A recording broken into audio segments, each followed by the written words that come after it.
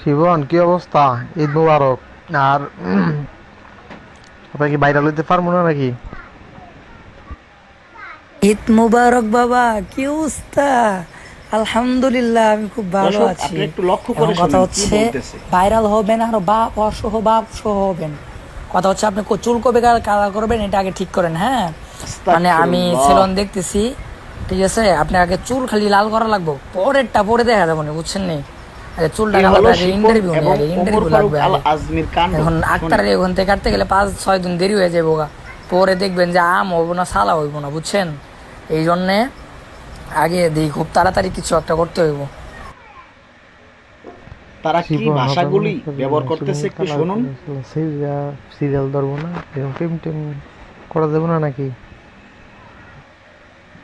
বাবা, তুমি শুধু একবার ভক্ত, তুমি কেন মেয়েদের পিছনে ঘুরবা? আসলে একটা ব্যাপার কি, সেটা হচ্ছে যে আপনি ভাইরাল জিনিসটা কাকে বলে এটা এখনো পরিচিত হন নাই তো। এই জন্য আপনার কাছে মনে হয় যে মেয়েরা নক দিবে কিনা। সি আরে সি সি। মেয়েরা ন্যাংটা হইয়া থাকবো মিয়া। আপনি এইগুলো নিয়ে চিন্তা করেন কি? আপনি কেরিয়ারের দিকে ফোকাস করেন, মেয়েরা চুদা দিতে আইবো আপনার কাছে। মিয়া বুঝে না কিছু না।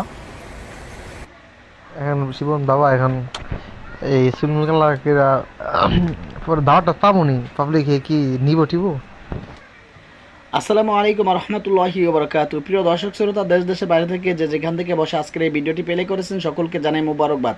প্রিয় দর্শক শ্রোতা, আপনারা কিছুদিন আগে দেখতে পেয়েছেন যে টিকটকার মানে হাফেজ থেকে টিকটকার হয়েছে একটা বাটফার সিটার।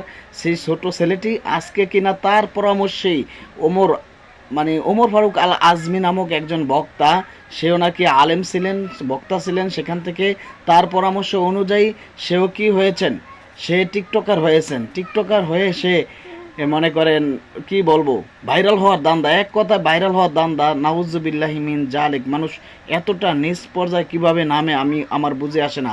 দর্শক, এই সমস্ত লোক থেকে আপনারা সকলে এড়িয়ে থাকবেন। আর আপনারা তো কথাগুলি শুনলেনই, তাদের ভাইরাল হওয়ার দান্দাটা কিরকম ছিল, অবশ্যই আপনারা কমেন্ট বক্সে জানিয়ে যাবেন। আর দর্শক, অবশ্যই এই সমস্ত লোকদেরকে আমাদের বয়কট করতে হবে। তারা কি করে, অনলাইনে আসে ভাইরাল হওয়ার জন্য, ভাইরাল হলেই তো তাদের মাঠ কাঁপবে, তাদেরকে মানুষ দাওয়াত দিবে। আসলে সোশ্যাল মিডিয়ার জগতে এটাই নিয়ম। যারা সোশ্যাল মিডিয়ায় ভাইরাল হয় তাদেরকে মানুষ দাওয়াত দেয়, বেশি বেশি তাদের কাছ থেকে দাওয়াত নিয়ে তাদের ওয়াজ শোনায়, ওয়াজ শুনিয়ে তারা টাকা কামায়, মোটা অঙ্কের টাকা কামায়। এই হলো তাদের দান্দা। দর্শক, এই সমস্ত মানুষদেরকে আসলে কখনো আমরা প্রমোট করব না। এই সকল মানুষদেরকে প্রমোট করলে তারপর তারা বিশাল বড় স্কলার দাবি করে, তারা ওয়াজ মাহফিলে গিয়ে ওয়াজ করে থাকেন। কিন্তু আমার একটাই কথা, এদের থেকে জাতি কী শিখবে, জাতি এদের থেকে কি জানবে? মানুষ, যারা সাধারণ মানুষ, তারা কি শিখবে? দর্শক, অবশ্যই আপনাদের প্রতি আমার একটাই রিকোয়েস্ট থাকবে, এদেরকে আপনারা সকলেই বয়কট করুন। এবং এই শিপন, টিকটকার শিপন এবং ওমর ফারুক আল আজমি, এদেরকে অতি তাড়াতাড়ি সকলেই বয়কট করুন, যাতে এরা অনলাইনে কোনো কিছুই করতে না পারে, তাদের আশা ভরসা যেন নষ্ট হয়ে যায়।